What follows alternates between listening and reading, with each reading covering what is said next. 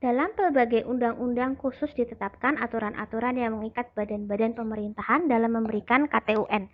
Aturan-aturan itu menyangkut acara, misalnya bahwa yang berkepentingan harus didengar terlebih dahulu, atau menyangkut isi. Dalam banyak hal, dari ketentuan-ketentuan ini tidak dapat dilihat dengan tepat keputusan mana yang harus diambil oleh suatu badan administrasi. Pembuat undang-undang memberikan kepada administrasi suatu ruang kebijaksanaan bebas yang dilihat dari sudut rangka perundangan dapat diisi menurut lebih dari satu cara. Ini juga disebut sebagai wewenang bebas.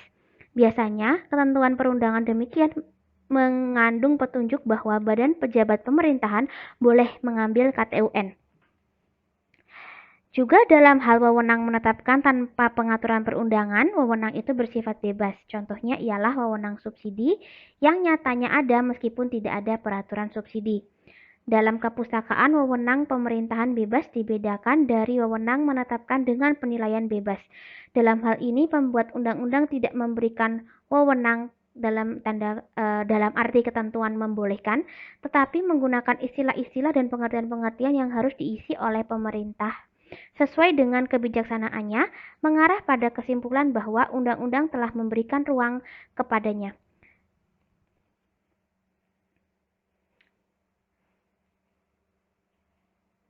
Meskipun ada larangan terhadap kesewenang-wenangan atau dengan perumusan yang lebih jelas ada kewajiban bagi pemerintah untuk mempertimbangkan dengan baik dan cermat, tapi tiap bagian memperoleh penilaian harus dengan sesuai meskipun ada resiko keputusannya kurang baik. Suatu cara yang banyak dipakai untuk dapat menjamin timbulnya keputusan yang baik dan benar adalah menetapkannya dalam peraturan perundang-undangan yang berisi aturan cara yang harus diindahkan dalam persiapan KTUN. Di samping itu, pembuat undang-undang juga harus sering menetapkan bahwa KTUN harus dilengkapi dengan alasan-alasan.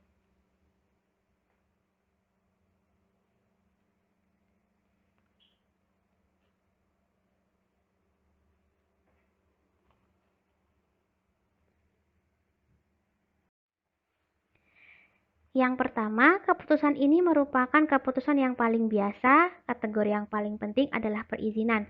Sistemnya adalah bahwa undang-undang melarang suatu tindakan tertentu atau tindakan-tindakan tertentu yang saling berhubungan. Larangan ini tidak dimaksudkan secara mutlak, namun untuk dapat bertindak untuk mengendalikan masyarakat dengan cara mengeluarkan izin, khususnya dengan menghubungkan peraturan-peraturan pada izin itu. Di samping itu, dapat juga bentuk hukum seperti dispensasi atau konsesi. Misalnya, mengeksploitasi barang-barang tambang tertentu, pengangkutan bus yang teratur di daerah atau trayek tertentu. Yang kedua, subsidi-subsidi yang diberikan karena penguasa ingin melancarkan kegiatan masyarakat tertentu.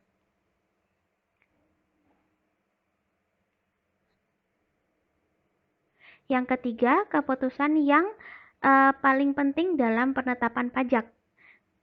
Yang keempat, keputusan yang diartikan sebagai menyebabkan dapat diberlakukannya beberapa peraturan dengan saling berkaitan bagi seseorang dengan denda tertentu. Misalnya, seorang pegawai dengan undang-undang yang sudah ditetapkan dan penempatan suatu gedung dalam monumen-monumen yang dilindungi berdasarkan undang-undang. Selanjutnya, tentang keputusan penyitaan adalah merupakan kewenangan melalui jalan hukum publik dengan mengadakan penyitaan terhadap para warga yang digunakan demi kepentingan umum atau untuk memperlancar lalu lintas. Apabila pembagian ditujukan untuk dampak keputusan, maka perlu ada pembagian lain yang mengikuti dari keputusan-keputusan itu.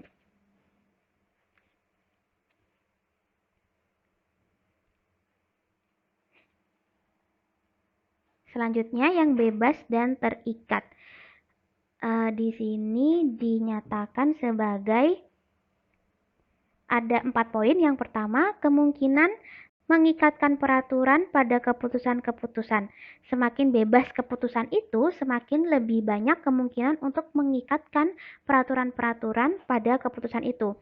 Yang kedua, besar luasnya pengujian oleh hakim, keputusan-keputusan terikat dapat diuji seluruhnya. Pada keputusan-keputusan bebas, hakim hanya dapat menguji kebebasan kebijaksanaan secara marginal.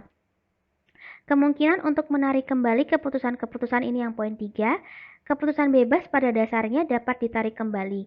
Keputusan terikat hanya dapat ditarik kembali bila undang-undang menentukan. Yang keempat, kemungkinan pihak ketiga ikut memutuskan tentang keputusan yang bersangkutan.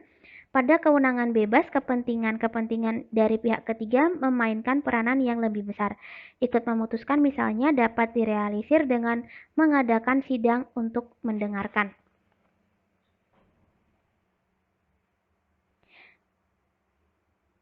Yang memberi keuntungan dan memberi beban sama dengan penjelasan yang sudah saya sampaikan saat pertemuan di kelas. Demikian pula yang seketika berakhir dan yang berjalan lama. Yang perlu diingat adalah kewenangan untuk mengadakan keputusan tersebut ya dari nomor 1 sampai 9 juga yang sudah saya jelaskan di kelas itu harus diikuti oleh kompetensi, atribusi, delegasi, dan juga mandat.